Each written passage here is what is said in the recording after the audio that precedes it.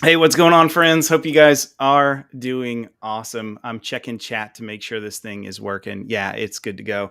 So we are live streaming to YouTube, Facebook, maybe Twitter. Sometimes it works, sometimes it doesn't. We'll have to see about that. You never know. And I'm here with Carter Woetzel from Shade. This is going to be an awesome conversation. Let's get it kicked off real quick. Carter, you want to say hey?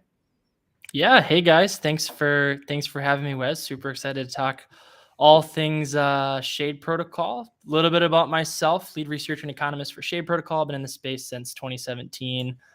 Published blockchain author. Spent 3 years researching this space deeply. Huge fan of DeFi, all things stablecoins, all things privacy. So yeah.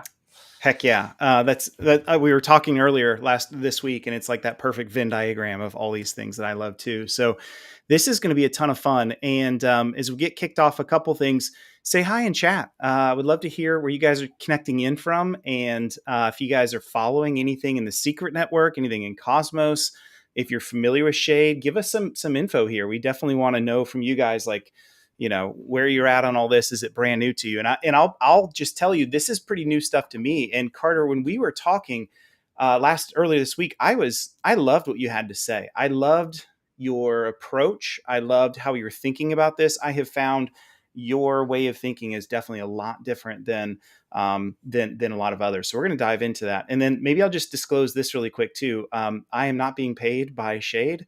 I wasn't even in the airdrop. So like I'm as incentivized as possible Missing on out. all of this. Yeah, I missed. So I was getting into all this stuff like after a whole bunch of those windows closed on a bunch. And I'm really good friends with Nick Hyginus from Whispernode. And Nick was telling me about this one. He's like, you really need to talk to Carter too. So here we are. So why don't we start with this? Carter, tell us like who you are and how the heck you got involved in crypto as a whole. I think that's a good starting point for us. Yeah, 100%. So the journey for me began in 2017. I had a cousin named Garrett Woetzel, big TradFi guy, legacy finance. He forwarded me some links over LinkedIn on blockchain and cryptocurrency. I didn't have any background on this stuff. I was in the process of getting a BS in computer science, a BA in business with an emphasis in finance, and a minor in mathematics. So I was, deep diving in school and learning as much as I could, and ended up having a lot of time on my hands over the summer and started taking notes on the world of DeFi. I found MakerDAO. I found DAI, the stablecoin. And during that process of research, I suddenly had like 50 pages of notes. And I was like, wait a second, like, am I writing a book right now by accident? And I read as much blockchain literature as I could possibly get my hands on. And what I found was the writing was either way too tech stack focused or it was way too investment focused. No, it didn't seem like I could find a book that had a confluence between those two ideas. And so I tried to write something that really like bridged those two together in a very reasonable, honestly, like pessimistic view of the space and investing in general and how to do it, carefully, especially when mom and dad are over here like, what's Dogecoin? It's like, no, right? Like so I want to write something that's very balanced and looking at, the origins of value and where it comes from, and it comes from in the world of blockchain. And amidst that 3 years of writing, which eventually, got published by New to You Press, I realized that the space was lacking privacy anywhere. Like all of these different applications that were supposedly going to change our everyday lives, that data was just sitting out there completely exposed. And when you first find, Bitcoin, it's kind of like, oh, like you have pseudo anonymity and people confuse anonymity with privacy in a way, but because of centralized exchanges and what it means to KYC, it's like there's very big privacy problems, especially because the ledgers are immutable, right? There's no, it's all in like in Web2, you got all these different websites that you go to and they're storing your data. But like in blockchain, like if someone ties your identity to a wallet, your entire history of every financial transaction you've ever made is there for the world to see. So I started like looking into this problem, and at the same time, I also found stablecoins to be a fascinating product. And that's when the privacy problem also became apparent to me. It's like, if I go to a vendor with a transparent stablecoin like Tether or USDC or DAI, the person on the other end could like check the chain. They could see my entire essentially bank balance and every transaction. That's a security risk, right? Like, that's a huge security risk. And so I guess this is fast forwarding to right now, but people always say like, oh, like everyone talks about the value of privacy, but like, why hasn't it played itself out in Web3? And it's like, well, the answer is we haven't truly bridged back to our everyday lives. At the point that we've done that, this privacy problem becomes very important to solve. And so during that 3-year journey, I wanted to go find the tech stack where people were building with this like privacy as a choice that also had a path to auditability. You have to have auditability. You don't want to have like a black box like Monero where like there's no way to prove that you're like not a nefarious actor, right? And that's where I found Secret Network. It's a layer 1 blockchain.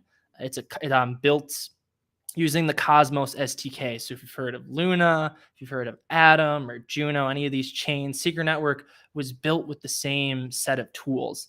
And Secret Network is the first live privacy preserving smart contracts. And what that means is, as builders, we can design what app data is exposed or what stays encrypted.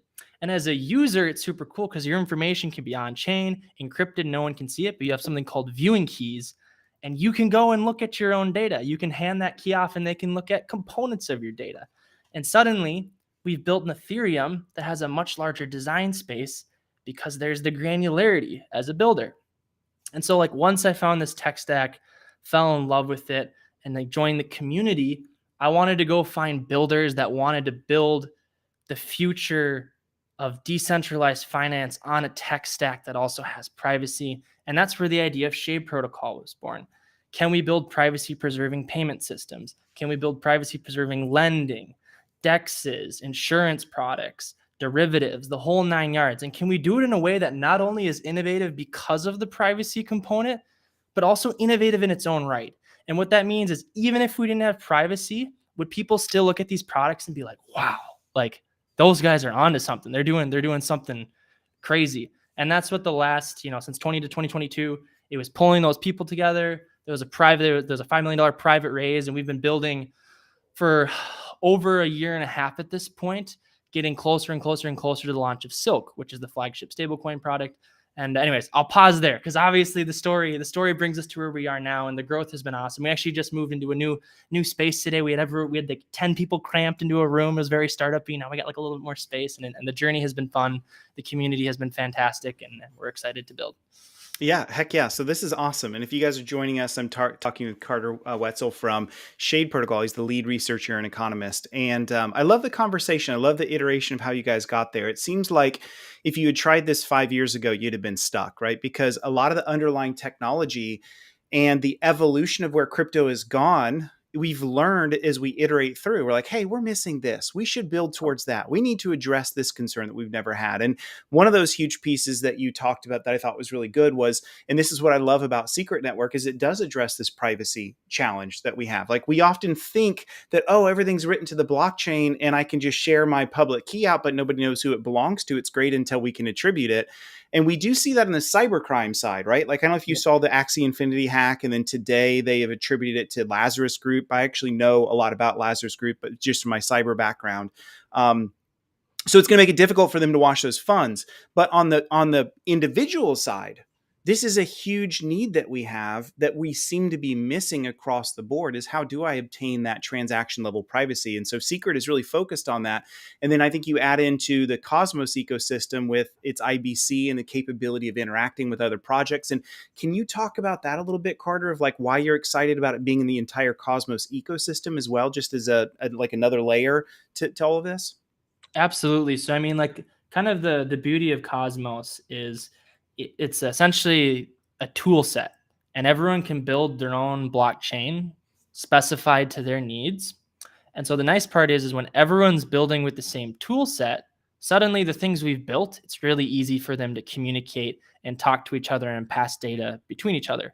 So Secret Network, we kind of bring privacy to the cosmos, so people can bring their assets here, they can bring their data here, and they can have unique functionality on Secret Network. And so I really envision, because I think privacy is valuable for DeFi, I actually think Secret Network is going to become the DeFi hub of Cosmos. Which, you say that in 2022, people will be like, "You're crazy. That's not where the liquidity is right now." But I'm a firm believer, if we can build the right platforms for institutions that value privacy, and if we can build DeFi products even better than what exists out there and also have privacy, that the liquidity will start to coalesce on a platform like Secret Network. And so I think Secret Network is like the Ethereum of privacy smart contract solutions. And it's just exciting because we have bridges connecting Secret Network to Terra, to Osmosis and Juno and all these different places. And liquidity can flow back and forth. Users have the ability to hop on their Kepler and at will move their assets around and do with them what they will. And as the privacy narrative grows, Shade Protocol really benefits from that, because Shade Protocol is built on top of Secret Network. We're building applications, a very cohesive set of applications on top of this privacy tech stack. And so it's kind of like our jobs to educate the larger cosmos, like why you should value your privacy and like why these products are so great and that you should take the leap and check things out. But absolutely, like you said, Cosmos is great for the interoperability component. And as these standards for contracts get better and better and better across Cosmos, everyone benefits. It's really the power of like an open source community that's scaling horizontally instead of vertically. So Yeah. Okay, right on. That's exactly right. So yeah, so Mufasa had asked in chat, and I overlaid it here. So it does run on top of the Cosmos ecosystem. I've seen Mufasa in my chats quite a bit. So I'm glad you've joined. And yeah, Secret is great. And he also said this right here. They sounds like a very cool project. There's a dire need for it. Yeah, for sure. And I think that's been the fun. Like we said, evolution of this. So let's change a little bit into, like you said, some things that caught my eye. And by the way, I saw this from Melch16. We're going to get to this. This is a great question right here. Let's save that one as we get a little bit further into the live stream, Carter. But here's what I want to talk about. So you mentioned that you think, and I guess this is a hot take, right? Like you said, I think that Secret will be like the center ecosystem for DeFi stuff versus, like, I don't know, Osmosis and other platforms like that. So I want you to talk a little bit more about how you think that vision could happen. And then I also want to talk to you a little bit more. We'll save a little bit of this towards the second question of, like, what is Shade Protocol building and what's your vision of what you want to build to help accomplish that? So kind of walk us through this. sure. So I think I actually have to, in some ways, talk about the products, and then, because Okay. if we start like how to achieve the end state is very much like the products and the need for the products fundamentally. So the reason I think Secret Network will eventually be the center of liquidity is very much tied to Shade Protocol and what we're building. So we'll start with the stablecoin. Right now, the biggest stablecoin in Cosmos is UST. It's pegged to the dollar. Just the other day, we found out that inflation is 8.5%. So anyone in DeFi that feels really good about your yield, just subtract 8.5%, because that's what you're getting inflated by. And this is actually like one of the origins as we decided to attack each product vertical at a time. We wanted to start with the stablecoin because it's the most universally desired product. It's a currency and it protects you against volatility. Now, what Silk is it's very similar to UST. It follows the same algorithmic model that keeps it pegged at a target price. But Silk is pegged to a basket of global currencies and commodities. And what this means is that if you were holding Silk the last year, you wouldn't lose 8.5% of your value, right? You would have all of your purchasing power essentially retained due to this ETF-like product. So one of the reasons I think Secret Network will be this source of liquidity is I think in the next 1, 2, or 3 years, a couple of years, the demand for dollar stable coins potentially could shift to a better Web3 alternative, such as a stable coin as Silk. Because why hold the dollar if you could instead hold something that protects you against inflation and volatility? And that's where Silk really comes into the picture. So there's a whole bunch of reasons why I think you're right on that. One of those reasons is we're seeing regulatory pressure really pick up on dollar-backed stablecoins. And I think there's even an element too, Carter, where, like, when you look at, how do I say this? When you look at how some of these stablecoins have not been, is like, there's not as much cash reserves as might have been said. that really is kind of alarming, isn't it? So I think you're onto something. And I don't know if you guys can see my screen or not, but I'm showing can you see this, Carter? Yes, I can. Yep. Okay. So you're looking here at that basket. Talk to me about, I mean, I'm seeing, US dollar, but I'm seeing, in fact, that may not even, is that the full basket or is it? I think Yeah, it is, right? that's the full that's the V1 basket right Okay. now. So So two yeah. things then. How did you select and choose these? And then two, you said V1. So talk to me about where it's going as well, or where it could go. Yeah, so there was actually a devoted group of 4 people that did PEG research for approximately 4 months. So I actually wasn't the lead researcher on the PEG composition. Those was actually a set of brilliant community members that sought, like, we had the vision for, like, this is what we accomplish, but now we need to find the exact currencies and the exact weights. So the way it works is there's a benchmark that a lot of, like, global currencies are compared to. I don't remember the exact name of it, right? But the goal was, all right, we have the dollar, it's compared to this benchmark. Can we make a currency back tested 25 plus years that outperforms the dollar and outperforms this benchmark for what's considered global stability? And the way we did it is we were ultimately looking for efficient economies, people that had efficient monetary policies. They're not overinflating themselves. They have healthy growing GDPs. They're not over leveraged on debt. So this group essentially broke it down into, yeah, like healthy, efficient economies. They were also examining GDP as well as like global trends. And after 4 months worth of iterations, we ended up with this set of really, really good, um, currencies a part of the peg. But there remained a problem, which is, like, on average, globally, there is a degree of inflation that's shared across the line. And that's where they decided to add in a little bit of gold and a little bit of Bitcoin. And the end result is, not only do we have that stability from that ETF like basket, but you also have that hedge against global inflation just a little bit with gold as a commodity and Bitcoin as an emerging asset. And so this means more stable during traditional environments, during downturns more stable, and during upturns as a global economy you experience that ramp up just a little bit because of gold and Bitcoin. So really strong research from that group, and they put a lot of time into it, and that PEG research will continue to prosper over time. Okay. And so here's some back testing that you had in the Medium article. So it seemed to perform pretty well. Can you talk about? Yes. So essentially, the blue line is if you looked at just the fiat components of the Silk peg and you compare it to the benchmark. So if you don't include gold and Bitcoin, that's the blue line, still outperforms the dollar in terms of volatility. Now, there's a couple times where the dollar's upside, because it's such a strong global currency, ends up beating out the basket. And you can see that for little tiny bits in there. But if you add in a little bit of Bitcoin, a little bit of gold, suddenly this basket really performs well in a noticeable way. So that's what you're seeing there, and we're excited that we were able to outpace the dollar. And it's a great experiment, and we're actually realizing that we might have to define a new category of currencies, because one of the powerful parts of Shade Protocol is governance has the ability to evolve the weights and the currencies and the commodities that are included in the peg. So what this means is that if the dollar completely crashed and the euro completely hyperinflated, Silk would be able to shift, disinclude, and change weights to have Silk be flexible enough to handle any macro environment.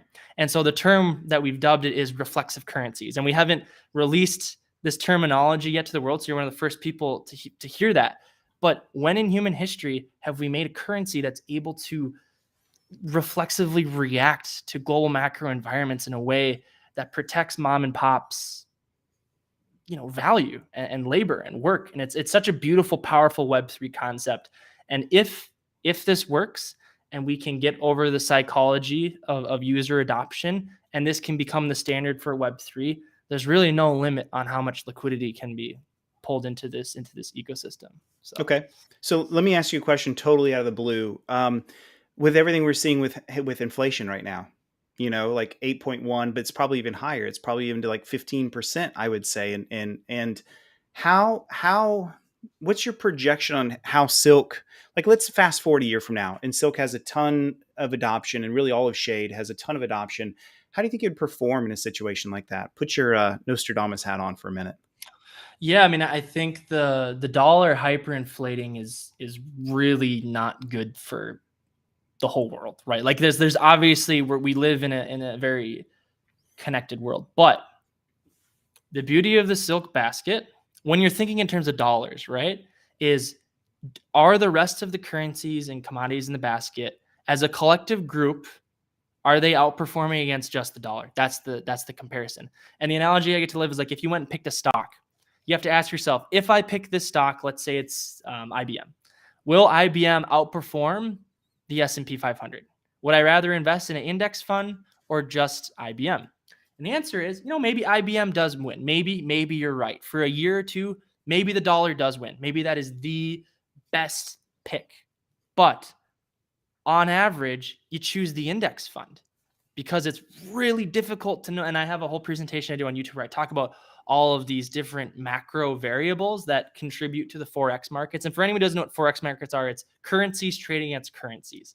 And it's the biggest market in the entire world. So instead of expecting mom and dad to hedge against their own dollar by doing all these crazy things in the Forex markets, if they could just hold the equivalent of an index fund of currencies, that is a beautiful, powerful concept that will, on average, outperform the dollar or the euro or the yen. Pick your currency that you always thinking you're on average going to be outperformed in aggregate when it comes to that volatility metric. So in this current environment, with that, because of the gold that's part of that basket, because of that little bit of Bitcoin, and because of the euro, absolutely, silk outperforms. You would probably see it go from, let's say, $1.05 as its target peg. It would probably appreciate to $1.07 over the course of the year. So if you had all your net worth parked in there, you're technically gaining dollars, but that's not really how you think about it. It's more like your dollar is losing its purchasing power, but you're at least storing something that's appreciating in relation to the dollar. So that would be my prediction. We're trying to make it only plus or minus about 2 to 3 cents per year in an extremely volatile year. And this is a pretty volatile year with 8.5% inflation. This is pretty volatile. Okay, got it. So if you're joining us, we're talking with Carter Woetzel here and talking all about Shade Protocol. I think this is a fascinating concept with Silk itself and how it's a representative. I think that resonates with a lot of people because your average investor understands mutual funds, right? And they love this ability to just say, I just want to put some of my money into this category, low risk, medium risk, high risk, whatever. And you handle all that for me and just let it grow over time. And I realize we'll have some ups and downs when the economy as a whole goes up and down. But, I'm hedging and protecting myself against one, a particular stock that I think is going to blow up or fall apart. And I think that makes a lot of sense for the average everyday Joe. And this is sort of like a currency version of that's crypto enabled is maybe the better way to sort of express it. Does that seem like a fair I mean, absolutely. layman's definition? And the beauty of it is it's not like Bitcoin where it's trying to serve as a source of scarcity. It's attempting to be a global payment system. We're talking 6-second transaction times, transaction fees somewhere between 1 penny to 3 cents. Now that's like a flat rate, right? So whether you're sending $1 million worth of silk or $1 worth of silk, it's going to be that 1 to 3 cents, which 100% outperforms like credit cards and all of those fees for any transaction over, $2 or $2. It's going to be a better payment system, and it can go anywhere in the world. Anyone that has a Kepler wallet that has a little bit of silk, a little bit of secret, and you're suddenly able to participate in this global payment system with a currency that is just so resistant. We actually had people in the community that live in Ukraine that were talking about bank withdrawals were capped, and all they had pretty much was their cryptocurrency. That's scary. And then, but Bitcoin was also crashing, and they're like, if we had silk, like this would be perfect. Like in the middle of a war, like a silk would be perfect for us. And so that's like the real conviction. That was actually a huge wake up call for me. It was like, it went from being this kind of philosophical idea of like, man, like I know this can work, to suddenly being like, no, there's people in the world that like this fills a real need. Whether it be a war zone or a blue collar worker in the US, like I believe we can build better and more fair currency. And that's why I get a little fired up, because DeFi right now is all about dollar stable coins. I'm like, come on, guys, like have some courage. Like, let's be brave. Let's actually truly innovate and use this technology to go above and beyond the legacy systems. And it's so convenient to get pulled into this, like, oh, like we want to be compliant, and like auditable, all this great stuff, and end up getting plugged into these de facto sovereign currencies as if they are the solution, but they were never the solution. They were useful tools, helpful systems, but we have to be willing to continue to push the boundaries of what's possible. And the only way you do that is if you let go of the old norms. And so people, they see silk and they're like, people tell me straight up, they're like, silk should have been pegged to the dollar. It's like, oh, like the privacy is super cool. Your extra stability mechanisms are cool. The vision of Shade protocol is cool, but like you should peg it to the dollar. It'd be way easier for it to get adopted. It'd be way easier. This isn't about easy. This is about building better tech that's gonna change the world. So in other words, you're saying we have an oxymoron here in the sense of like the whole essence of DeFi, decentralized finance, is to take this away from the rich big boy bankers to prove that protocol can drive a financial market, which is brand new to us. Let's let code and format and a DAO to govern. Let's prove we can do this in a decentralized way. Yet it still all eventually transacts back to a single US dollar stable coin. And it's sort monetary of like system, single centralized monetary system. Yes. For and so all the cognitive dissonance is there. And like, that's why, like, I know we're onto something when people come from like MakerDAO or from Terra and they're like, yeah, I've always loved the idea of decentralized money, but then I realized I'm holding something that's pegged to the dollar. And I don't actually have conviction about the dollar and its long-term proposition. And it's like, we're onto something here. We're definitely onto something here. It's scary. It's unknown territory. It's reflexive currencies. So let me ask one other quick question on this. Do you see, so going back to what was on the chart, I see Bitcoin on there. I think that's the only other crypto. Do you see a future in which others are added into that basket? Absolutely. So ultimately, liquidity is extremely important. And so we chose the most liquid, decentralized cryptocurrency. And right now that is Bitcoin. But as we do more research, if we can prove that splitting that Bitcoin category, like growing it, right now it's only 2%, but that could grow to 5%, 10%. If we can prove that adding in an Atom or a Solana or a Polkadot or an Ethereum, or like, if we can prove that we can backtest it and show that it makes the whole system more stable, then the basket will continue to evolve in that direction. But right now this is V1 and there'll be many iterations to come. And like, there's going to be very intense research competitions that are going to continue to happen on a, yearly, biannual basis, and we'll continue to push and find better models. Okay.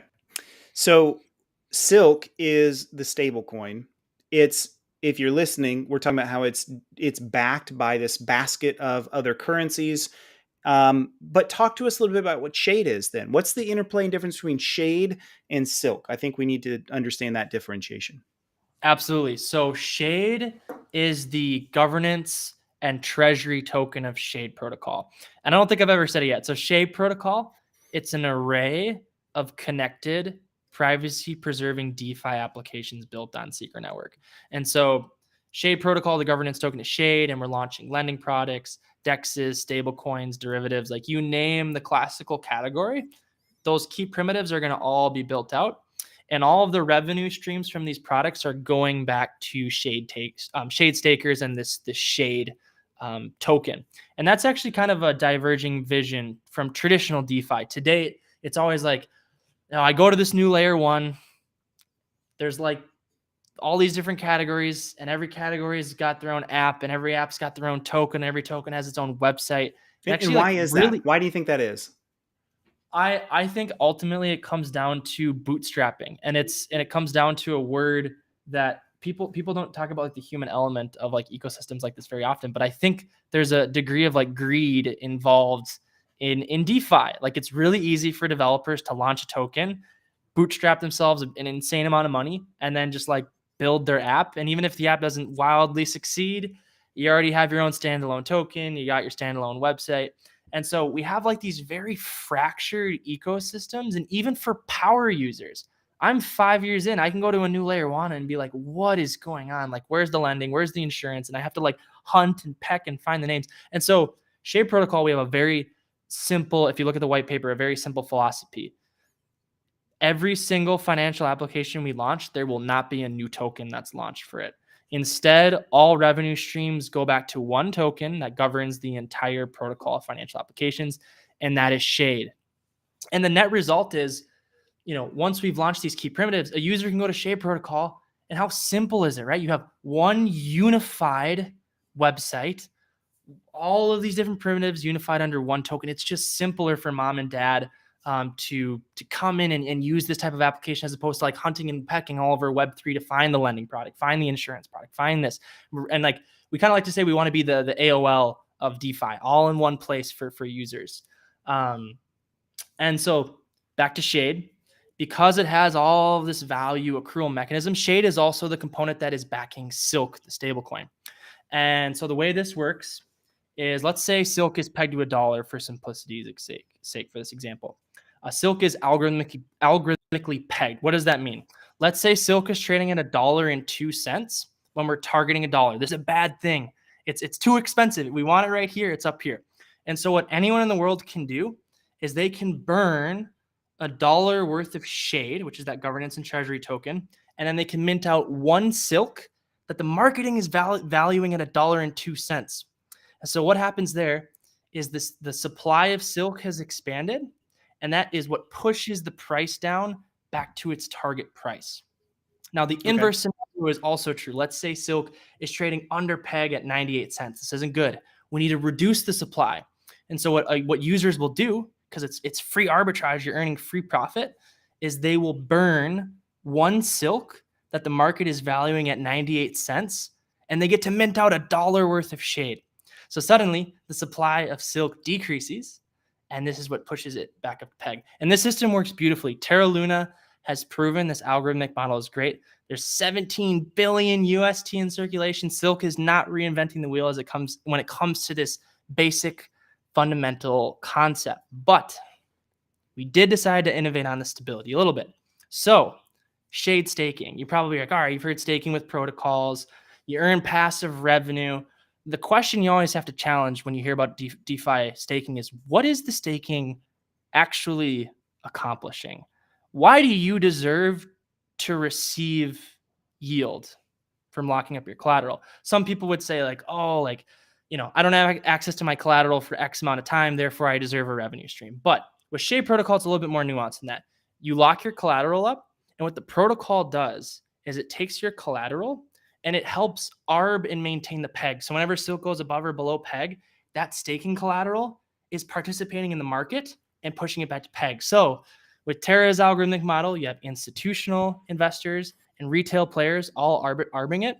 But with Shade Protocol, it's institutional, retail, staking collateral, as well as the treasury also participates in this arbitrage. I could talk about, well, how does staking compete with institutional investors? There's some other podcasts out there where I really go into the rabbit hole on that. But at the end of the day, the way it works is Shade staking collateral has access to profitability ranges that no institution does. And so we effectively created this like decentralized monopoly that everyday Joe Schmoes can like put their collateral in, passively earn revenue, and help stabilize the protocol. And so staking is super multifaceted and interesting with Shade Protocol. And you'll be receiving revenue streams because it's not, only one product. You receive a myriad of revenue streams. You're earning from the lending product. You're earning from Silk transactions. You're earning from the derivatives and the insurance and the lending, all of it.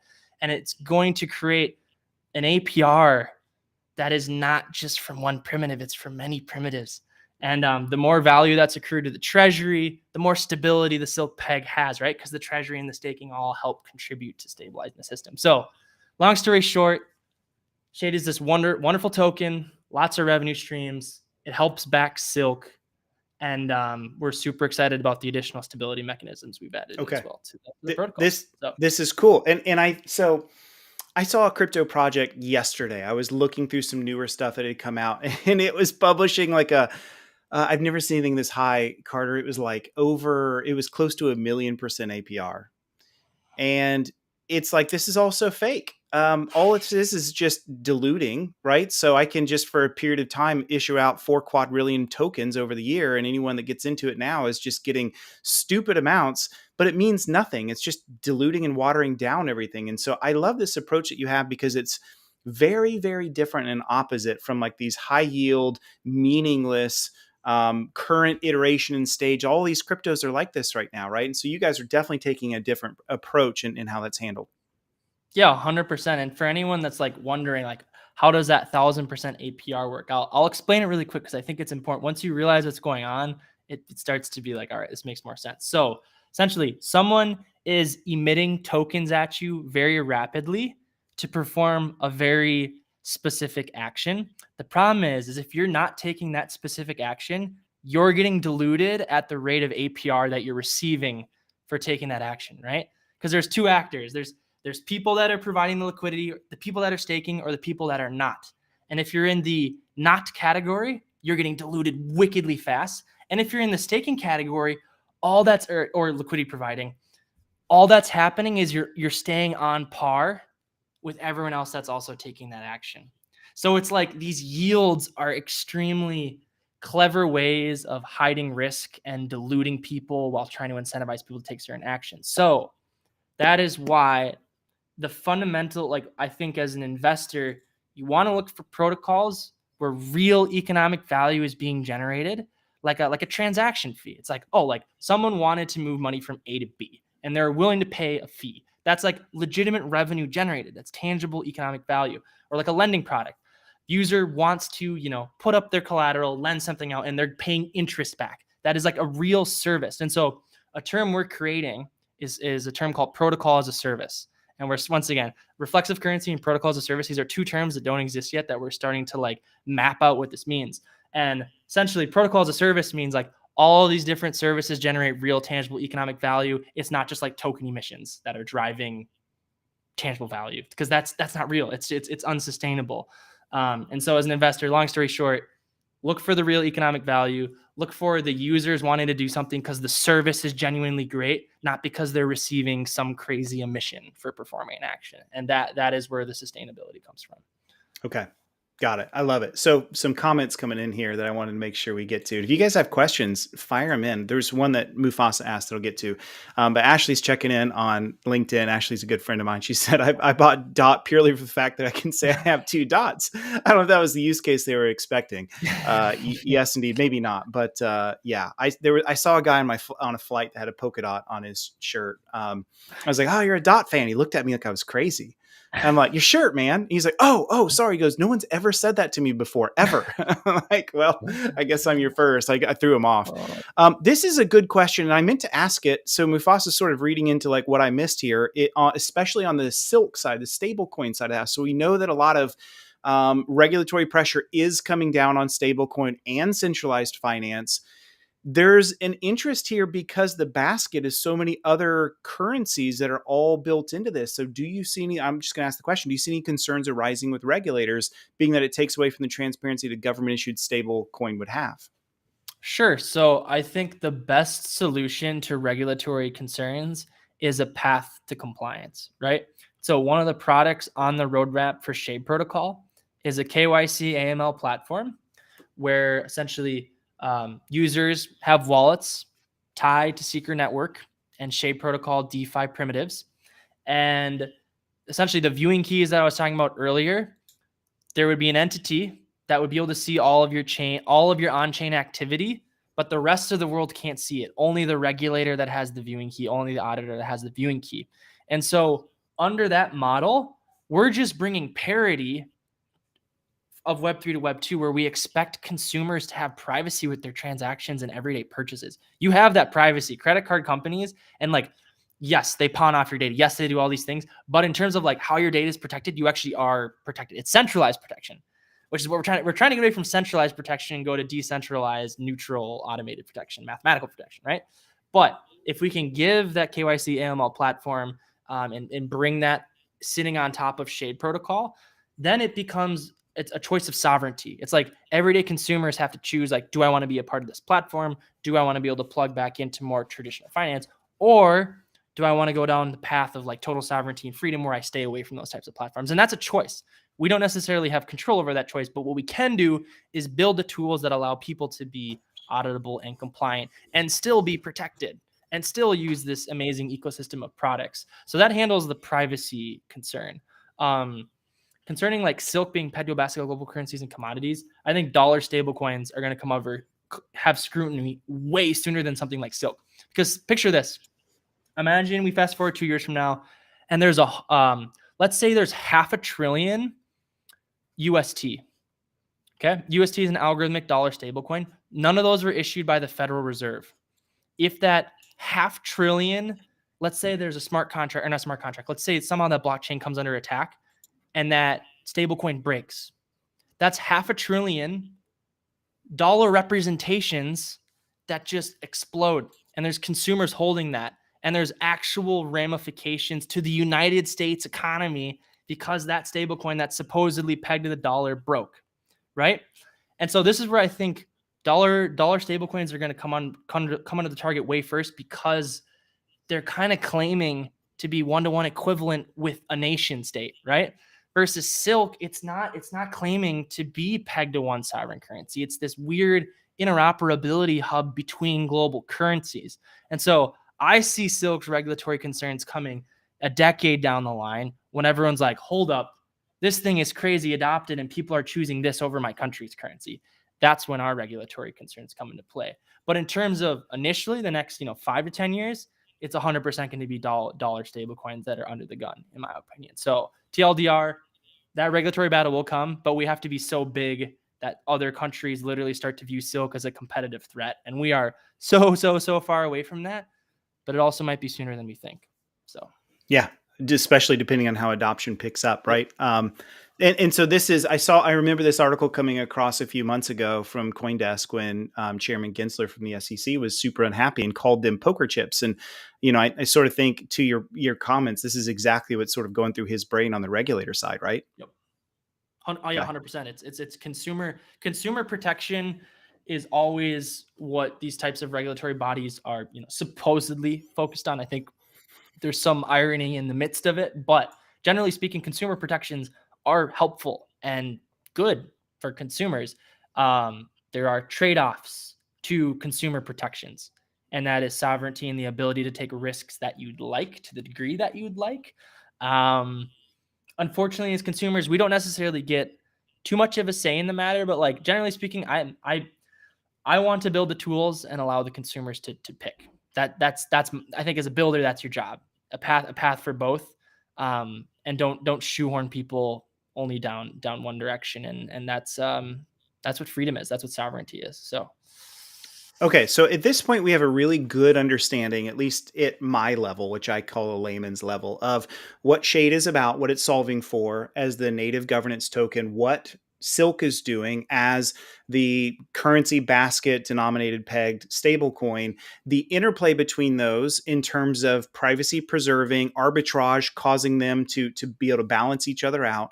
I think we get all of that. So I guess the next question is, and you hinted at some of this, but I want you to dive in a bit more. So you had talked about applications being built on top of this primitive. So you mentioned like a lending product. I think you mentioned an insurance product. Like, are these things that only you and Shade build? Can others come in? And this even goes back into Melch's question. I'll just bring up here. I know this is Sean. He's awesome. This even goes into that question there is, can others come into this ecosystem and build? And if so, how do they get into it? Absolutely. So Shade Protocol is open source. So you can look up Shade Protocol on GitHub. It's all there. And one thing we're really focused on is we have an aggressive grants program. I think it's around 12.5% of supply was pulled aside for grants. And define grants real quick so everyone understands that. Yeah, so grants are essentially funding for anyone to come and build an app attached to Shade Protocol. And traditionally with these grants, we have very clear rules. And the biggest rule of them all is you don't get to launch your own token. So it's like, it has to be something that drives revenue back to Shade stakers, back to the Shade treasury, or builds utility for Silk. Those are kind of the three things we're looking for. So we've already had a grant gifted for Silk Pay. What Silk Pay is, it's a Venmo-like experience for people to make requests for funds, as well as to safely send funds. Everyone right now on blockchain is just doing these blind direct transfers. Really bad architecture. We designed a communications protocol where I get to say like, hey Wes, I'm about to send you like 100 Silk. Can you confirm from your end that you're receiving this request? You would receive the request and be like, yep, I see it, which means I pasted in the right address. I'm not just blindly sending money. You send a verification back to me. I press yes, funds go to you. No more like crossing your fingers and sweating when you send money from A to B. So that's Silk Pay. We partnered with a whole nother, team that's been building that out. We have Shade Lend, which V1 is almost done. That's its own over collateralized privacy preserving lending protocol. And V2 is already beginning to be built. And I'll just say, I don't want to give too many details, but I'll say, if you've heard of Anchor before, like we're big fans of that type of primitive, right? And you can draw your own conclusions there. And then we have a whole nother team, 11 plus person team that has partnered with Shade Protocol that's also building another key primitive that I can't talk about. Derivatives have been launched. June 7th and 8th is another target product launch that you'll have to just stick around for. We're demoing it and releasing it in Austin, Texas in Decentral.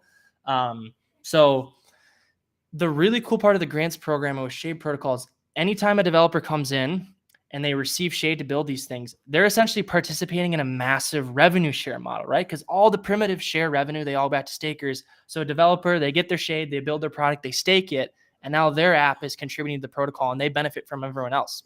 And so the beautiful part is we found builders that don't want to build a community necessarily. They don't want to have to build a brand. They don't want to mess with anything. They don't want to build a front end. And so all they have to do is do the contract coding, and the core development team of Shade Protocol, they come in, they build the front end. We already have an existing community. We already have existing brand. We already have the economic audits. We do the audits for you. All you have to do is build. And so Shade Protocol is actually crazy builder friendly because we're solving for all the things that builders don't want to mess with. And it also is kind of self-filtering because we're finding people that don't want to launch their own tokens. We're finding people of a similar mindset that are like, I just want to build a good product that users love. I don't actually want to launch a token. And the fact that we keep pulling in more and more developers with that mindset, we have this crazy, knowledge share that's happening incredibly fast because everyone's rowing in the same direction. Everyone has the same set of incentives to have Shade Protocol succeed. So, yeah. Love it. Good friend Nick Hyginus checking in, finally lending in Cosmos so I can get a loan against my crypto to buy a Tesla without having to cash out my tokens. Yeah, right. So like Celsius and BlockFi and the rest of these guys have been doing this for a while on the centralized side, which is great. But how do we replicate this in the DeFi side, especially inside of Cosmos? So this is exactly the vision, right? Yes, 100%. And like that, the lending team, there's 3 really freaking good developers that have been chipping away at that now for over 4 months. And they have some very ambitious plans for 2023 tied to a credit-based system. So the concept is, can you imagine if there was a reputation system tied to the types of on-chain actions that you take? Let's say Silk is depegging. If you sold Silk, maybe you lose a little bit of reputation. If you're someone who is lending out your collateral, maybe that's positive reputation. And so it's at the very early stages, and we're starting to see some other ecosystems talk about this too. So I don't want to make this seem like we're like the first time up with this idea. Everyone's like, can we have this sort of like on-chain credit system? And the end result is you could actually have the world's first under collateralized loans on chain, right? And the reason it could be under collateralized is people wouldn't want to risk losing the reputation of not actually following up on their loan. And there's obvious risks attached to it, but it's a very ambitious concept with reputation, on-chain activity, and I'm super pumped to see where we go from there. And actually, privacy, once again, is critical for an idea like that to work. So it really is. And I don't know if Balaji, I can never say his last name correctly, Savrisian. He was the old CTO at Coinbase. And I remember on a Tim Ferriss podcast, I don't know if you ever heard this, Carter, or not, but this is definitely worth a listen. And he was just sort of casting his vision of like what crypto privacy should in the future be able to enable. And he talked about some of that you just mentioned, like this idea of like some kind of pseudo anonymity that goes with me and I can certify and verify that it's mine, but it's sort of censorship proof. And I have the ability, if I need to, revoke it, but take this, I hate to use the words, but I'm going to, the social credits that I've built through all of that and then reissue through a new pseudo-anonymity. I should be able to do those kinds of things. And I love the way his brain works. The guy is absolutely brilliant. He's just on a next level compared to, someone like me. And he just really got my thinking of like, this is where the secret ecosystem really kind of makes some of these things possible in the future of what's being built towards. Yeah. And I mean, it's almost the concept of like, you're a citizen of a protocol. You take actions on it that benefit it or hurt it. And if we can very carefully, intelligently create more elaborate and complex systems on the basis of being a good actor or a bad actor within a protocol as a citizen, it opens up the degree of flexibility and utility that you have access to with protocol as a service, right? So Yeah, totally agree. Okay, so we're getting close to the end here, but I would love to have you back as new things come out. I'd love to have you back on the channel and show some of this. One question I have for you right now is, okay, so I'm hearing you in the audience, right? Maybe someone's listening to this, tomorrow, the next day, the next week, whatever. And like, I want to get into this. How do they get in right now? I know there was an airdrop, which I'm sad that I didn't get into, but that's my own fault. Um, how do they get involved? Like, how can they start into any of this? They just have to wait. Yeah, no, I mean, there's three things. So first off, please join the community. We want you wherever you are in the world. You're a unique person. You have your own set of ideas. And like, we would love for you to join the Telegram, join the Discord, get involved. I always like to say, a good community has active people, a great community has contributors. And like, we would love to come and incentivize and partner with you to build something, participate in the community, as it pertains to community management, answering questions, coming up with a community initiative, educating other people, building awareness, marketing. Like, we will find a home for you. There's even some community DAO stuff that's starting to be outlined that we're super pumped to reveal and like really like hand the keys off to the community to just like run with it, like scale this decentralized things, have something that everyone can plug into. And like, so yeah, come join the community. Number two, like if you're one of those people that like you don't want to just look around and see what's going on, like you can go and find the token. It is out there. You can find it right now on Sienna Swap as well as Secret Swap. Shade is available for purchase. Right now, I will say that it's the only revenue stream that's been established so far is staking derivatives. So Shade Protocol launched one of Secret Network's first privacy-preserving liquid staking derivatives. So if you're into staking and earning passive APR and you know what a staking derivative, you can check that out at shadederivatives.io. And a percentage of revenue is already being accrued and gathered for Shade stakers in the future. But right now, the only thing that's been launched is the Shade token multi-chain airdrop, as well as staking derivatives. As the other primitives come out, as Shade staking comes live and Silk goes live, then Shade truly has a floor of value. And so what I'm essentially telling you is there's a lot of risk in buying the token right now. If I was, what I tell people, I have friends that come to me and they're like, oh, like, should I buy it now? I'm like, actually, like, I would wait for Silk to once we launch it, make sure it finds its peg, wait for Shade staking to go live. There's a lot of risk in what we're building. So my recommendation, join the community. If you're a risk taker, sure, go for it. Just know that it's largely speculative right now. And like, just giving a fair warning on that front, we're doing the best we can to have safe code, audited code, open source code. And yeah, those are the two really big ones. Okay, and just so people can follow this correctly, so I'm on the Shade derivatives, which I put a link in chat. Also put links to the Twitter, Telegram, and Discord channels as well. Those are all on the website, though. If you just go over there to Shade Protocol, but it says staked secret. Is that Shade? No, so essentially, Shade is launching a series of staking derivatives, and the moniker is STKD, which stands for staked. So right now there's staked secret. There's going to be staked Shade, probably staked Sienna, maybe staked Luna, staked Juno, staked Osmo. Like, Shade Protocol wants to launch these products for every single thing. And the beauty is, as a Shade Protocol token holder, you know that if you hold those staking derivatives, that a percentage of the revenue goes back to Shade Protocol. So it's like, why would you hold a Shade Protocol staking derivative versus another one? It's like, well, because it's ultimately like coming back to you as a shareholder. Like, you're biased towards those staking derivatives versus others. And actually, the beauty of staking derivatives is you can earn staking revenue and liquidity providing revenue. But we're pretty deep into the episode, so I won't fall down the staking derivative rabbit hole. They're super cool products. And yeah, check out shadederivatives.io. Beautiful site, pretty simple experience. And there's also lots of other content out there to learn about it. So. Okay. So a lot more to come then, a lot more. Yeah. So I want to know from you guys listening, we have a ton of you guys on the live stream.